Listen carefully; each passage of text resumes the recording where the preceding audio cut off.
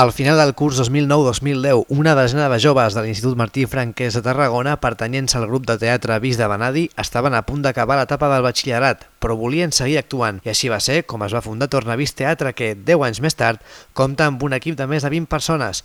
10 anys de trajectòria que es tradueixen en 10 obres de la mostra de teatre jove realitzades fins ara, de les quals les últimes 5 reflecteixen el gènere que caracteritza aquest grup, el teatre social. Hem fet 10 obres a la mostra de teatre jove, però no només això, sinó moltes actuacions de carrer, col·laborant sobretot amb entitats socials, perquè també ens agrada fer teatre a l'escenari, però també al carrer per reivindicar els drets socials i criticar les coses que no ens agraden i no estem d'acord.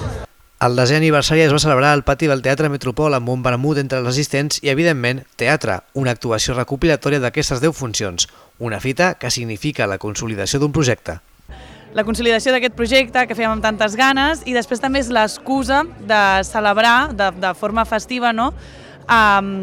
Tots els projectes que hem anat fent o totes les activitats que hem anat fent durant aquests anys, d'agafar aquesta excusa com per seguir mantenint viva totes aquestes petites lluites que nosaltres intentem en el dia a dia, no? També transportant-les a les nostres obres que fem a la mostra de teatre jove, de tornar-les a posar damunt de la taula i de també agafar aquesta excusa per vincular-nos amb diferents entitats i associacions de Tarragona. Durant el pròxim 2020, Tornavís Teatre té planejat continuar fent representacions amb un rerefons crític amb la societat. Realitzaran 10 accions teatrals que giraran entorn de temes com el racisme, el gènere o l'habitatge. La més propera serà l'11 de gener, que tractarà la salut mental i on col·laboraran amb el Col·legi de Psicòlegs de Tarragona.